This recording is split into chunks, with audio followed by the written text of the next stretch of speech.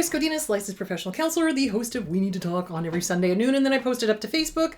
This video is for educational and informational purposes only. The views and opinions stated herein are mine and mine alone. They do not represent the ACA, the APA, or any other therapist for that matter. Boom, shakalaka done. I would love to welcome my sponsor for my Wednesday videos. This is Future app. So Future.co is an app that you have on your phone that is your own personal trainer. So basically, you go into the app, you onboard with them, and you have a real person that you can talk to that can make your workouts unique to you. So say, for example, you're at the office and you're not going to get time to work out at the gym. They can give you a workout you can do while you're at the office. You know, not very long, like 10, 15 minutes, which is great. Or if you're working out at the gym, they can help you with equipment that you can use at your gym. And they're somebody you can talk to and somebody you can talk, fitness with and things like that. And I think this is important because 2023 needs to be the year that we all do self-care. I really firmly believe it. So I think this is a great fit for helping people get back in shape or get into shape. It's a great fit for people that have been diagnosed with health issues and they want to make sure that their health is up to par where it needs to be. So please go to future.co/Chris Godinez. It'll be in the description below. So that is where you would go. So I'm excited to welcome them. And I think it's a great fit because self-care is necessary. And for me personally, did blood work, realized I was pre-diabetic, and I was like, you know what? I want to get this handled. So working out with a fitness trainer is really a good thing, and it is affordable. So thank you, future.co/Chris Godinez. So thank you. All right, let's dive into the questions, shall we? So there's some really good ones. Someone wants you in their life, but knowing you have PTSD or other mental health issues, but then keeps throwing it back up at you.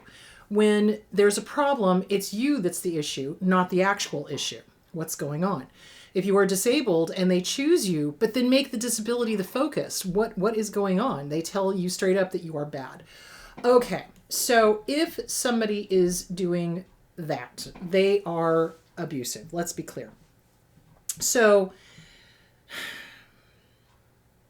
when somebody has a mental health issue and it is affecting the relationship, you absolutely want to be honest with the person and say, hey, I think this might be affecting the relationship. But if they're just throwing it out at you and being like, you're bad, you're wrong, you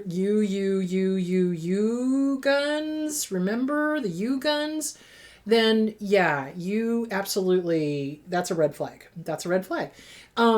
If somebody has got PTSD and they get annoyed because you have panic attacks, that's a red flag. It's like, look, if you're getting involved with somebody that has had a past history of abuse, they're going to have PTSD. They're going to have nightmares. They're going to have flashbacks. They're going to have triggers. You know what I'm saying? So if somebody is using your mental health diagnosis or your physical disability diagnosis against you, Houston, that's a huge problem. That's a huge red flag. They're just looking for somebody to abuse. Now, again, if these things are impacting the relationship and it is something that can be worked on or helped or, changed in some way, that's a little different. And especially if there's not like a judgmental, nasty throwing things at people.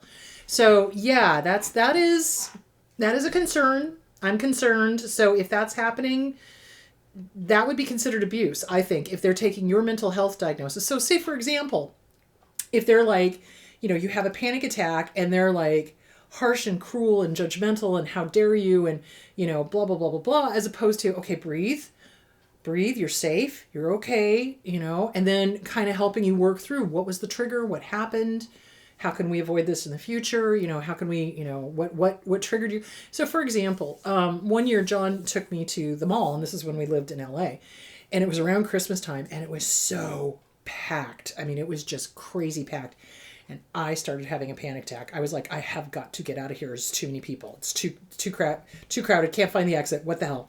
So he got me to the exit and we left and, we talked it through. And that's the kind of partner you want, is somebody who's going to help you and not make you wrong and not bully you and not, any of that. So if they're like throwing mental health issues back up at you and not in a constructive way, not in a, hey, we need to work on this, or gee, maybe there's something we can do to mitigate this, or, do you see where I'm going with that? And if they're throwing your disability at you and making you wrong, that's abuse. That's not okay. I am not okay with that. That is not okay. Okay.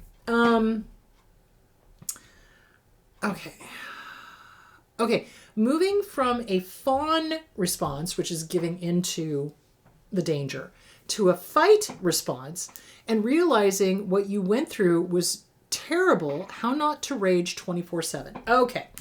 So I think I've talked about this recently. So justifiable anger, righteous anger is a thing, guys. So when we realize that we have been abused, when we realize that they were treating us egregiously, horribly, terribly, awful, didn't deserve it, and we move from that fawning, giving into so that we don't get killed, to screw you, I'm not putting up with this anymore, thank you very much, how not to be angered 24/7. Well, first of all, you want to acknowledge your anger. You want to acknowledge your anger. Don't deny your anger. You don't want to be angry towards them because it's not going to do any good. What they're going to do is they're going to take your anger, excuse me, they're going to take your anger and they'll use it against you. How many times have we had abusers push, and then we explode, and then they're like, oh, look, they're the crazy ones, Or we explode, and they're like, well, don't you be angry at me. I'll give you something to be angry about, and that gives them an excuse to abuse more. Or, anger is a futile emotion. You're not being a good Christian, blah, blah, blah. Okay, they pull that too. Because remember, you've got the communal narcissists, which use religion. You've got the overt narcissists. You've got the covert narcissists, the ones that'll flip it. Oh, you're hurting me, baby, playing the victim, blah, blah. So anger is a normal response to abuse. And so it's normal when you go from fawning to, oh, hell no. Not going to put up with that. No, thank you. It's normal to be angry. So when I first started my journey, and this was years ago when I was living in Oregon and I was seeing Fabian Smith, she was my counselor, I was angry all the time. Like, all the time. Hold on. I was angry all the time. And it wasn't until I was able to process the anger and realize I had a right to be angry. I'm going to sneeze. Oh my goodness. I had a right to my anger, and I had a right to feel what I was feeling. But I also didn't want to unpack my luggage in the anger. I didn't want to stay in the anger. And my friends used to joke, this is Chris happy. This is Chris sad. This is Chris just sitting there. I was angry. And it was because of all the abuse that I went through. So you want to acknowledge the anger. You want to validate it. It's like, yes, I have a right to be angry, and I have a reason to be angry, and I have righteous anger. I am righteously angry, and it's okay. So write it out. Dear abuser. Now, this is in CPTSD from Surviving to Thriving by Pete Walker. You want to write it out. What did they do to you? Who did this to you, and what did they do to you? And you have a right to be angry, and you have a right to tell them to go pound sand. So, dear abuser, go pound sand, whatever else you need to say. Go through everything they did to you and allow yourself to be angry. At the very, very end, you, abuser, do not get to live rent-free in my head 1 second more. You do not have that kind of power. I do not give it to you. Go pound sand. And then you're going to trot it out to the barbecue, read it out loud once, burn it, let it go. And realize anger is not a pure emotion. Love is love, lust is lust, happy is happy, sad is sad. Anger is part of the fight, flight, freeze, or fawn response. So when people go into a panic attack, there is a point where they either go into your stereotypical panic attack or they turn into the Incredible Hulk. So it's a way to stay safe. So once we start getting our power back, it's really easy to slip into that, well, if I'm the Incredible Hulk, nobody's going to mess with me.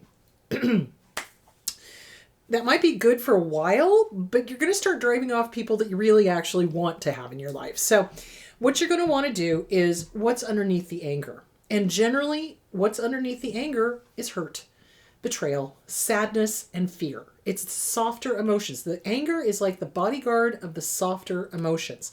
So you want to acknowledge what's under there. And really the letter is just getting that top layer off, getting that bodyguard off of the softer emotions so that you can then go back through and go, okay, you did all of these things to me, and here's how you hurt me. Here's how my inner child feels. Here's how betrayed I feel. Here's how sad I feel. Here's how, destroyed I feel. And guess what? I'm not giving you my power anymore. So you can still have that little bit of fight in there for sure. But it's getting to that softer point. It's getting to the softer emotions. It's acknowledging that, there's softer emotions underneath the anger. The anger is important because it shows us where we've been hurt. It shows us where we've got fear. And that's what anger is really about. It's all about the fear response. It's all about, okay, I got hurt here. And boy, howdy, I'm not going to let it happen again. So yeah, so write it out. Write it out. Get with a good trauma therapist. It might be a good idea to go talk to a trauma therapist. Do some EMDR. Work through this stuff. If this person is still in your life, I strongly suggest going low to no contact. So that's something to think about. So there is that. And it's normal to be angry, but you don't want to unpack your bags there. It's okay. Excuse me. It's okay to have flashes. It's okay to think about it and get angry as to what they did to you, but then you don't want to give your power away and sit in that anger 24/7. That's not a healthy place to be either. So get with a good trauma therapist. Read CPTSD From Surviving to Thriving by Pete Walker. Write and burn the letter. Go through, do the anger first, then do the hurt and sad right after. And then you can read them, one first and then the next one, and then burn them.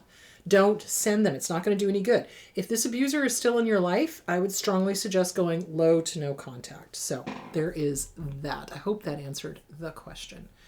How do I deal with my betrayal wounds from the codependent parent? Okay. The codependent parent who did not stand up for us, who did not protect us, who did not keep us safe from the abuser. That's the harder one to deal with. So it's really because oftentimes they're also the slightly saner parent in a way. So they're the ones that are a little safer than the abuser, but the codependent parent doesn't protect us. They didn't protect us. They didn't keep us safe. They didn't stop the abuse. They didn't leave the abuse. So again, it's processing with a good trauma therapist all of the feelings of betrayal and abandonment. I mean, that's really, I think this is the pink elephant in the room that everybody's kind of like, don't want to deal with it. So when a parent who's codependent in their own abusive relationship does not stand up for a kid and sacrifices the kid's well-being in order for them to stay safe, that is a betrayal. That is a huge betrayal. And it's an abandonment. It is an abandonment. It's an emotional abandonment. They basically were not there for you.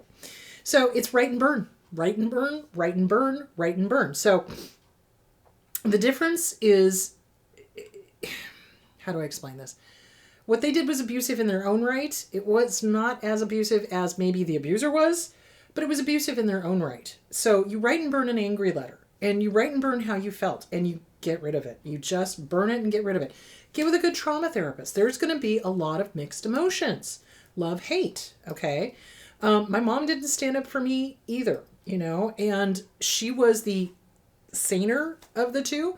So it was really hard to process all the stuff that she did, but it's important. So get with a good trauma therapist, process the times that you were emotionally abandoned, process the times that you were physically abandoned, process the times she stood up or he stood up, with the abuser as opposed to standing up for you.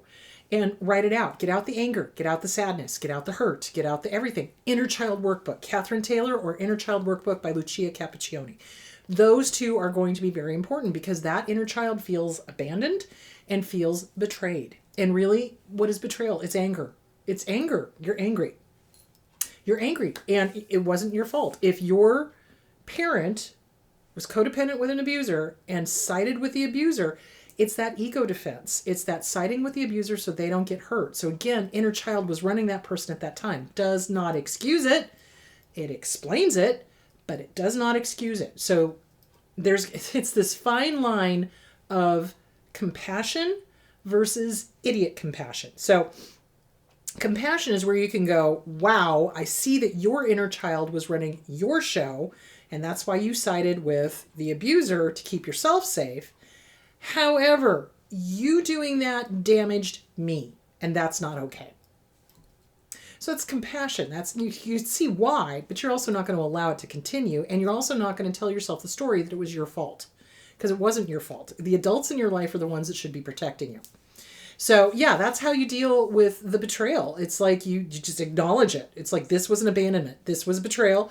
This was a form of abuse. It was. And I can see why they did what they did. However, that does not excuse it. It's not okay. And then you write out the anger. You know, you abandoned me here. You abandoned me there. You didn't stand up for me here. You didn't stand up for me there. That's not okay. I'm not okay with that. And guess what? None of this is my fault. Go pound sand, whatever you need to say. Do not send it to them. Let me be very clear on this. When I recommend writing letters, do not send it. It's not going to make a hill of beans difference. So you write it for you. You get it out. At the very, very end, take your power back. It's like, yes, I've been betrayed. Yes, I've been abandoned. And you know what? None of it was my fault. And I am not going to stand for this ever again by you or anyone else. No, not happening. Take your power back, trot it out to the barbecue, read it out loud once, burn it, let it go, and get with a good trauma therapist. Read those books, the Inner Child Workbook, either by Catherine Taylor or Lucia Cappuccioni, CPTSD from Surviving to Thriving, Pete Walker, Disease to Please, Harriet Breaker. That kind of explains the codependency. And really monitoring the inner critic. So the inner critic is always, always, always going to be harsh and mean and nasty. If it says anything less than, I love you, good job, keep going, you tell it to shut the bleep up. Thank you for your input. Shut the bleep up. Why? Because you say so. You're the boss of this. This is not the boss of you. This was not my fault. It was not my fault. They were the adults. I was the kid. And they betrayed me. Period. See where I'm going with that? And then mirror work. Make sure you're doing mirror work. Make sure you're working on self-esteem. Self-Esteem Workbook by Glenn Schiraldi. Make sure you're building your self-esteem. Because when a parent abandons us, when a parent betrays us, that's huge. That's a huge hit to our self-esteem. So you want to definitely be taking care of your self-esteem while you're doing this. I hope that answered the question. Okay. How do I deal? Oh, no, I answered that one. Hold on. How would you respond to an abuser if he calls you too sensitive when you express your feelings or boundaries? Well, the only way to respond to an abuser is to leave. It is. Nothing you say, nothing you do is going to change their position. They are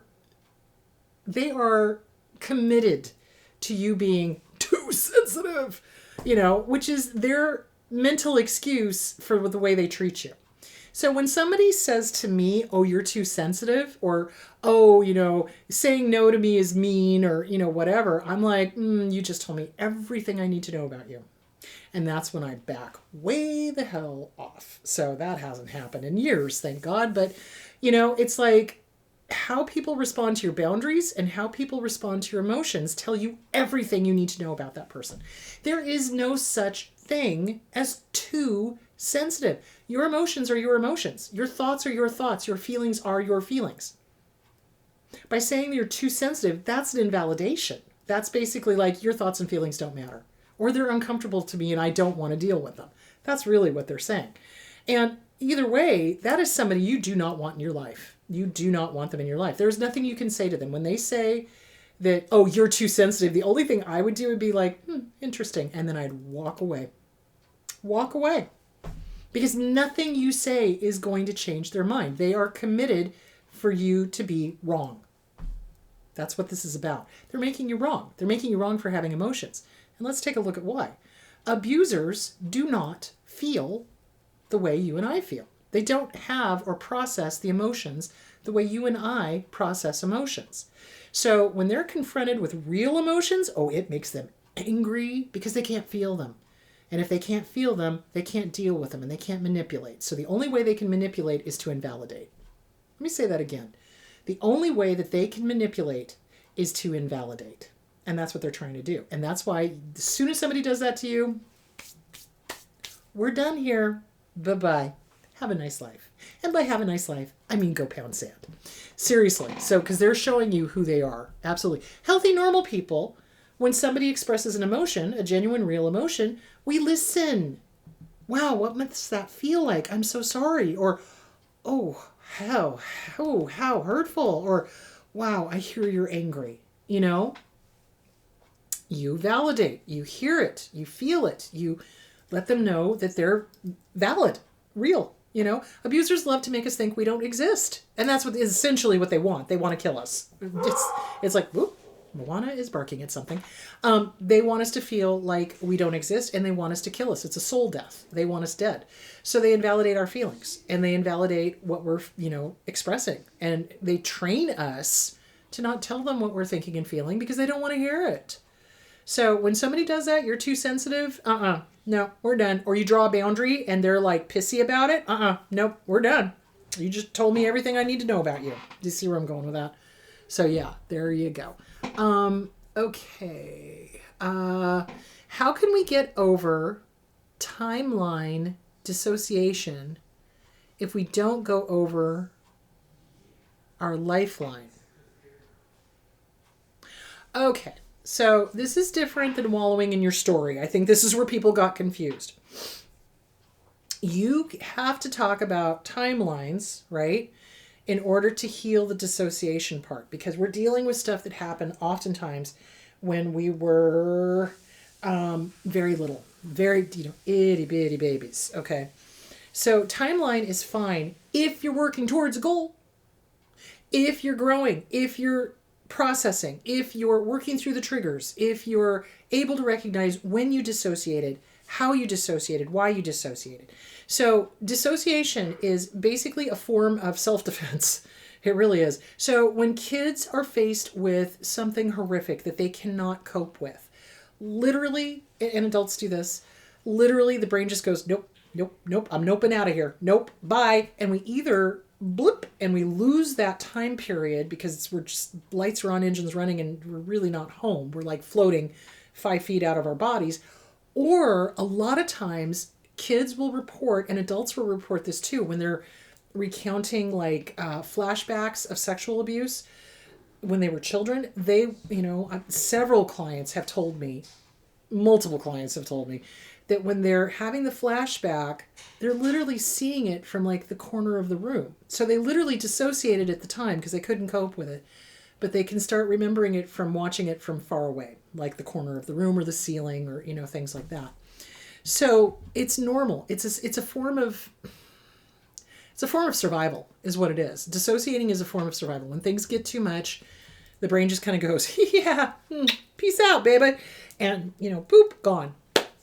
So going over the timeline is important, but not wallowing in it. You don't want to wallow in it. So there's a big difference. There's a big difference between working through a timeline to help with the dissociation and staying stuck in what happened. So that's what I'm talking about when I talk about don't unpack your bags in the past. It's like you use the past as a catapult to the present and as how to do things differently as you move forward. Does that make sense? So yeah, so that's basically that. So yes, you do go back through the timeline, but it's not like a retelling, like you're, how do I explain this? It's not like you're reveling in it. So a lot of times clients that don't want to move forward use the past as an excuse to continue using, to not work on themselves, to avoid the workbooks, to, it's like, no, I need to stay stuck in this story because, it was horrible and you need to agree how horrible. Well, yes, I agree how horrible it was. Absolutely. And how are we moving forward with this? How is this helping you? You've got this goal. I see that you have this goal. How is that helping you move forward to your goal? If it's not helping you move forward to the goal, then it's wallowing. If it is helping you move forward to the goal, then it's therapeutic. So working through a timeline to help with dissociation is therapeutic, as long as there is progress forward. If it's not, and it's the same thing over and over and over and over and over and over, and there's no progress, that's not healthy. So yes, you do have to tell your story working that way. You do have to tell your story but it means to an end. It's not just let me revel in this sadness or let me revel in this particular moment and tell that same particular moment over and over and over with no movement forward. Does that make sense? So basically, you don't want to unpack your bags there either. You don't want to unpack it in anger. You want to acknowledge it? Absolutely. You want to acknowledge what happened? Absolutely. You want to process. EMDR is great for that. EMDR is great for helping with dissociation. So you want to process the trauma so that you get to the point where it's not so threatening that you check out, or that it's like you can recount it and not have intense feelings about it. So, yep, there you go. Okay, because basically when people are wallowing, they're just not processing. They're just wallowing. They're not really taking that opportunity to do the who, what, when, where, how, why, what could be done differently, taking on new skills, doing the work, etc. So that is the difference. I hope that answers that question. All right, that is it for that. Okay, so this coming Sunday, I will be talking about gratitude. So a lot of people get very confused when I say that because they're like, how in the heck can I be grateful for having gone through all of this? And I'm like, yeah, I dig it. I got it. But I also feel that gratitude is something that helps us. It gives us hope. And it's important to know the difference between gratitude and toxic positivity. So there's a difference. It's like you can have gratitude, you can see things for what they are, but you're not floating into toxic positivity. And that's what I want to kind of talk about, because I know a lot of stuff. Oh my gosh, some of the stuff on the internet, I just am like, why? So it's toxic positivity. Not everything is sunshine and roses, no. But it also doesn't have to be, what's the word I'm looking for? It's everything that we go through. And I'll just give you a little taste. Something that a lot of survivors say is, oh, it was such a waste of years, such a waste of this, such a waste of that. Stop. What'd you learn? What did you learn about yourself? What did you gain from this? There's something you gained from this, and it's self-knowledge, number one, knowing what to look for, number two, boundaries and deal breakers and things like that. Does it suck that you had to go through it? 110%. It does. And it was not a waste if you learned stuff from it. It's all about moving forward, guys. It's all about moving forward. So, all right. So again, I want to thank my new Wednesday sponsor, Future App, which is great. So it is on the app stores, and it's down in the description, so you can find it. And I'm excited to get rocking and rolling in this new year and work on health and work on self-care, because this is all part of self-care. Exercise is part of self-care. And that is something that we don't do a lot of, I find, when we've been in an abusive relationship. We don't do enough self-care. We don't do enough exercise. We don't do enough really paying attention to our blood work. Probably a good idea. So anyway, there it is. So thank you to my new sponsor, future.co/Chris Godinez. And this Sunday we will talk about gratitude, and that's it. So you guys have a great week. Drink plenty of water. There it is. Oh my gosh, that cursor is so small. All right, I will talk to you guys later. Bye.